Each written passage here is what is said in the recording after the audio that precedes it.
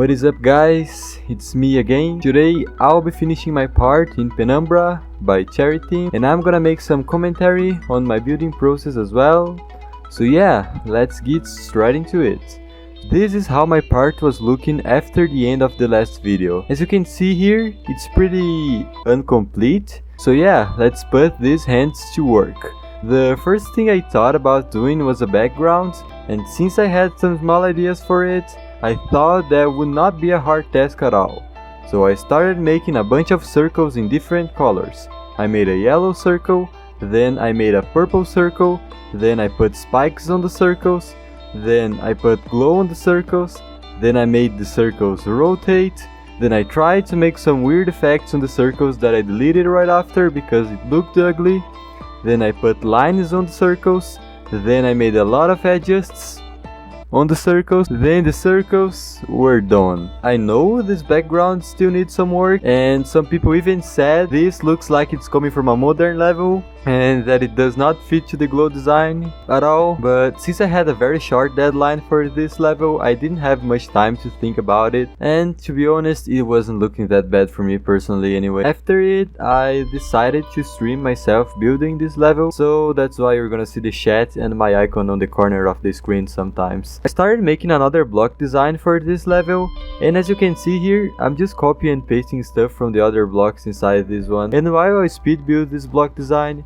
I just wanna talk about how much some people bother way too much about the copy and paste button.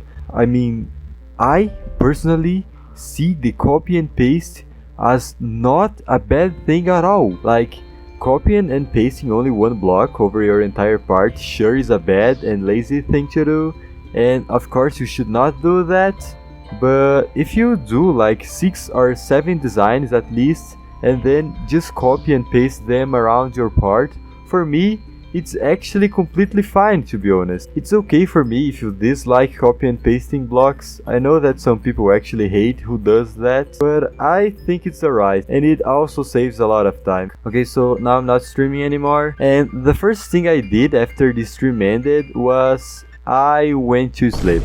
But when I woke up, I decided to improve this BG a little bit.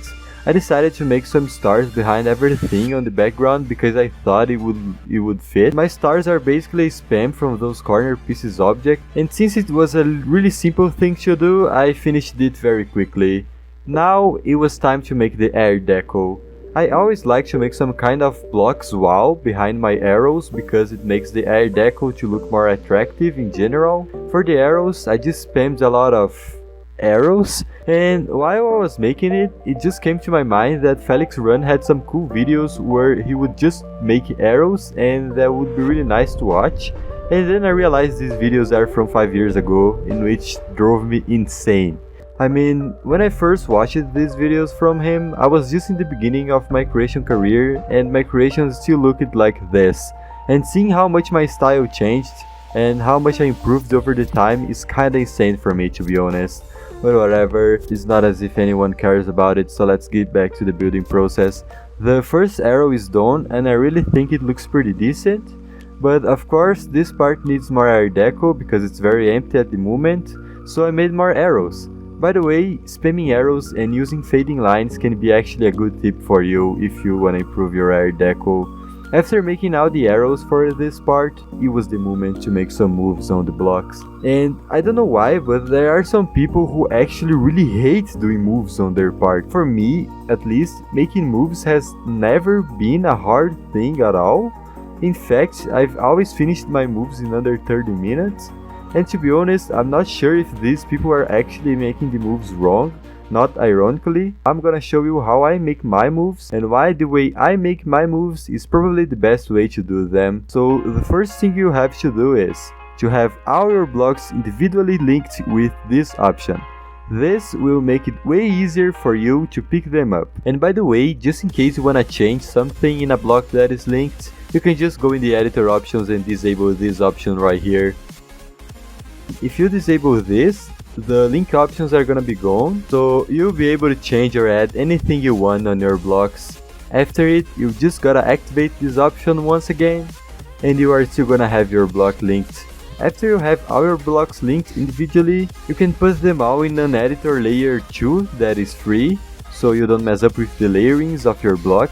And then you can just go ahead and do the moves in whatever way you want. I like to make the blocks go up and down because that's what I think most fits to my style. And I also like to make everything on the part move, like absolutely everything, even the air deco and the ground spikes, even if it's just a little bit. So yeah, this is how the part is looking so far with the moves. Pretty cool, huh? Now we just have to make the rest of it. I totally wanna do that. Please, can someone end my suffering right now? Okay, so I started to make the biggest block I have ever done in my entire life. I mean, look at this. This is gigantic. And I just proceeded to do the rest of this part. And I'm not gonna lie to you, these dual structures were a legit pain to decorate. I mean, look at this. End my suffering. End it right now. Also, there's this thing that I always like to do in my parts, like these 5 pillars. I think they always look very cool with some move. And for these extremely weird structures from this layout, I just placed some blocks in some, I would say, strategic positions, just like that. And to be honest, I really thought it would look ugly, but it actually looked way better than what I expected, not gonna lie. After it, I just started copying and pasting hard the blocks over the entire part, and of course, making them move. I probably spent more than 3 hours doing that. I did it all in one night.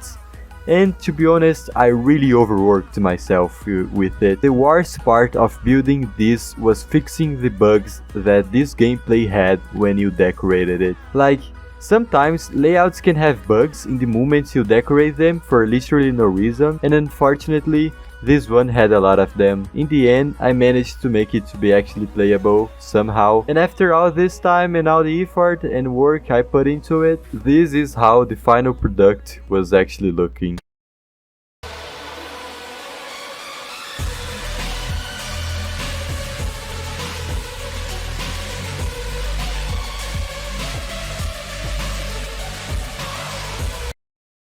I asked for some feedback and everyone said it looked cool, except for some people that said the background looked like a modern level thing, but I don't care about it, to be honest. This part is not really one of my best in my opinion, and that's due for the following reasons. 1. I was really uninspired. 2. I had a short deadline. 3. I had not many ideas for this team. 4. I'm kinda rusty at this game, to be honest. Hopefully, I'll be making some better parts in the future.